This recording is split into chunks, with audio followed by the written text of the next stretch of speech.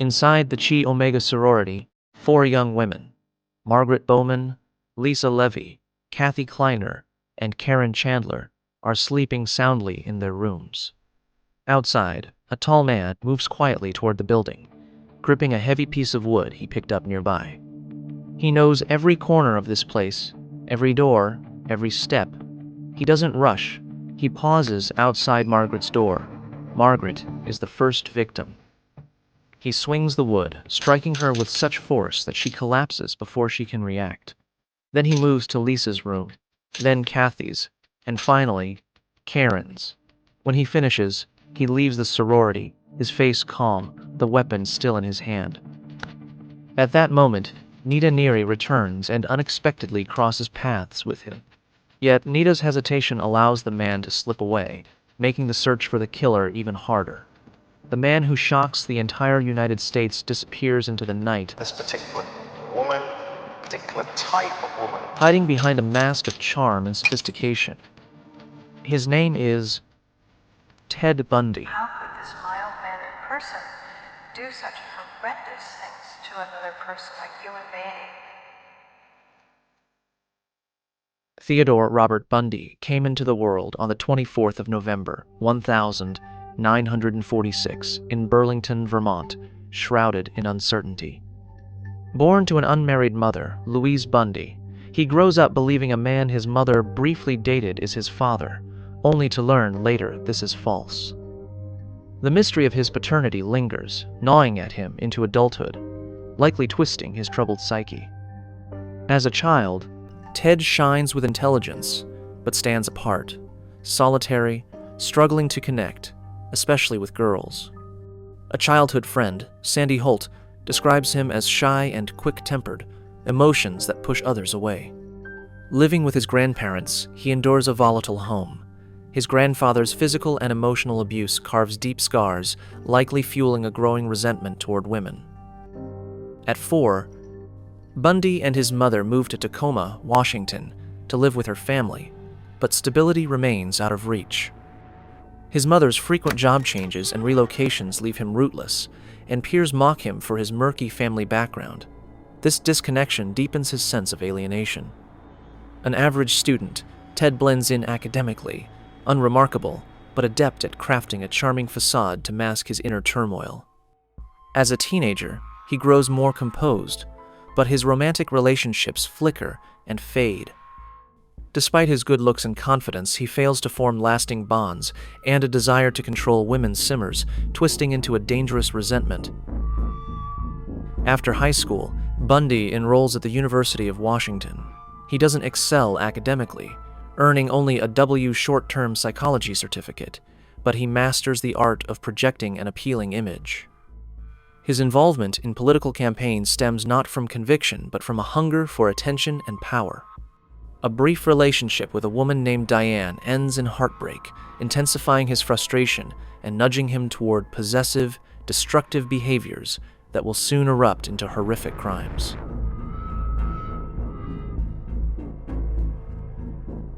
Ted Bundy's name sends chills through America as young women vanish across multiple states. His victims, mostly beautiful, trusting young women, are perfect prey for Bundy during his eerie travels. An ordinary-looking man, sometimes posing as injured or stranded, approaches these women with a carefully honed tactic to gain their trust, luring them to his car without raising suspicion. Bundy masters this deception, striking with chilling precision.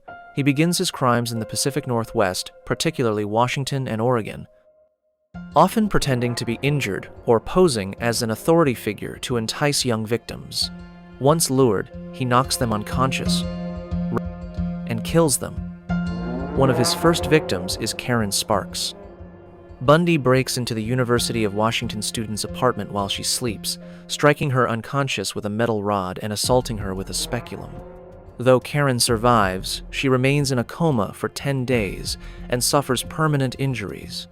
Just a month later, Linda Ann Healy becomes his next target. In the early morning, Bundy slips into her home, knocks her out with a crowbar, abducts, and kills her. Linda's body isn't found immediately, but part of her skull is later discovered at Taylor Mountain, where Bundy disposes of his victims' remains.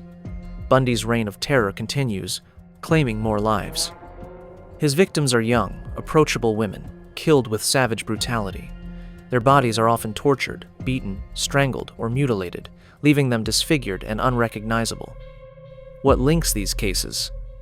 The victims are trusting young women, and Bundy exploits that trust to carry out his atrocities. One day, he strikes again at a crowded park, luring Janice Ann Ott and Denise Marie Nosland to his car and taking them to a secluded area to kill them. Despite footprints and witness descriptions, Bundy evades capture, his cunning ability to cover his tracks keeping him one step ahead. One of the most dramatic attacks occurs at a Murray, Utah, targeting Carol DeRonch, an 18-year-old who was going shopping. Bundy approaches her, posing as a police officer, claiming her car has been stolen and asking her to accompany him to verify. Once in his car, he tries to handcuff her and attacks with a crowbar, but Carol fights back, escaping into the crowded mall.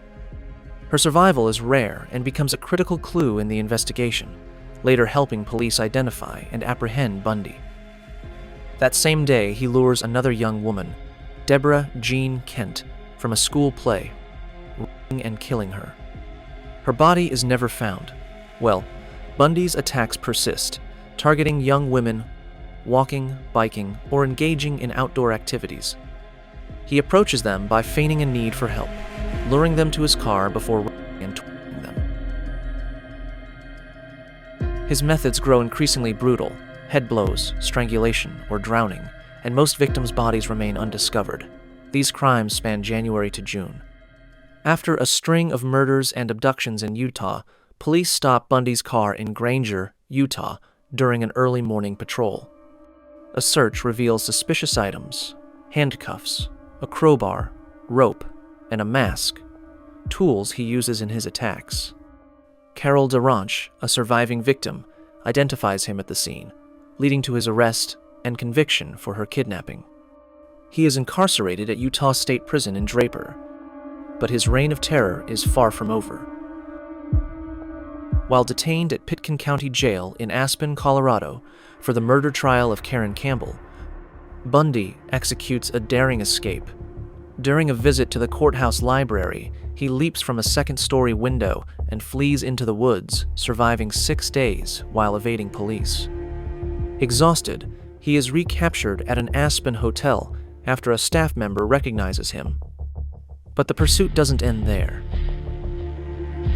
After being transferred to Garfield County Jail in Glenwood Springs, Colorado, Bundy escapes again. This time, he is meticulous, spending months sawing a hole in his cell's ceiling with a hidden hacksaw blade. He climbs through the hole, crawls through the ceiling, and slips out via a staff exit. Stealing a car, he begins a new flight, traveling to Chicago and then to Tallahassee, Florida, where he resumes his killing spree, spreading fresh fear through communities. The Chi Omega sorority house at Florida State University lies quiet at night, its calm masking the nightmare drawing near. Outside, the air hangs cold and still, but inside, young women sleep soundly, unaware of the danger. Ted Bundy, a man with polished charm, dark brown hair, and chilling eyes, slips into the house through a back door he picks open. He enters Margaret Elizabeth Bowman's room first. As she sleeps, Bundy strikes her head with a piece of wood and strikes her with nylon stockings until she stops breathing. He moves silently to Lisa Janet Levy's room. The 20-year-old is knocked unconscious, bitten on her buttocks, assaulted with a hairspray bottle, and strangled to death. The bite mark on Lisa's body will later become pivotal evidence in convicting Bundy. Unrelenting, he attacks Karen Chandler and Kathy Kleiner. Karen's face is nearly shattered, her arm broken. Kathy's jaw fractures in 3 places, her face disfigured and bloodied. Both miraculously survive, carrying physical and emotional scars for life. In this moment of horror, another sorority member, Nita Neary, returns home and glimpses a stranger leaving the scene. Her testimony and the resulting composite sketch give police a crucial lead to Bundy. After the Chi Omega massacre, Bundy continues to evade capture, stealing cars and using victims' credit cards and IDs to move across Florida. His depravity peaks with the case of Kimberly Diane Leach just 3 weeks later. 12-year-old Kimberly Leach heads to school as usual. Unbeknownst to her, a white van nearby conceals a monster, Ted Bundy. Kimberly approaches the van and vanishes. When she doesn't return to class, her worried teacher alerts the principal, and police launch an urgent search, suspecting abduction. 2 months later, her decomposed body is found under a collapsed pig shed in Suwannee River State Park, 35 miles from where she disappeared. Bundy, notorious for his brutal murders, breaks his pattern by targeting a child, a sign of his complete loss of control and disregard for his usual victim profile. Bundy is arrested in Pensacola while driving a stolen car. Police find IDs of female students, credit cards, and disguised materials he uses to evade capture. As they handcuff him, he resists but is subdued, muttering, "I wish you had shot me."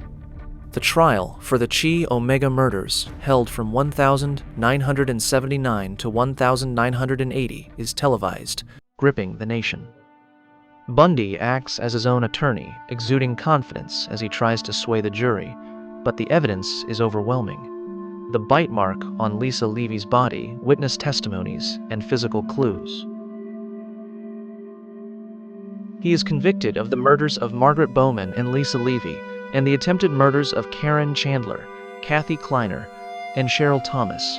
After all, Bundy faces trial in Orlando for the abduction and murder of 12-year-old Kimberly Diane Leach. Witness testimonies, fabric fibers, and hotel receipts solidify the case against him. Ted Bundy, America's most notorious serial killer, steps into the execution chamber at Florida State Prison with an enigmatic calm, like an actor entering his final scene. Witnesses note he shows no panic, yet the night before, behind closed doors, he weeps, prays, and calls his mother twice to say goodbye. Ted Bundy officially confessed to killing around 30 victims, but the actual number could be as high as hundreds. When the electric chair, Old Sparky, activates, cheers erupt outside the prison. Hundreds gather, singing, dancing, setting off fireworks, and banging pans, waving signs that read, "Burn, Bundy, burn!" A cathartic release of the fear and anger he has sown for over a decade. In the end, America doesn't just celebrate the elimination of a killer, it grapples with its own fears, curiosity, and the societal responsibility to identify and stop those like Bundy. Above all, it stands as a reminder never to forget the victims, the women and children forever lost to his crimes.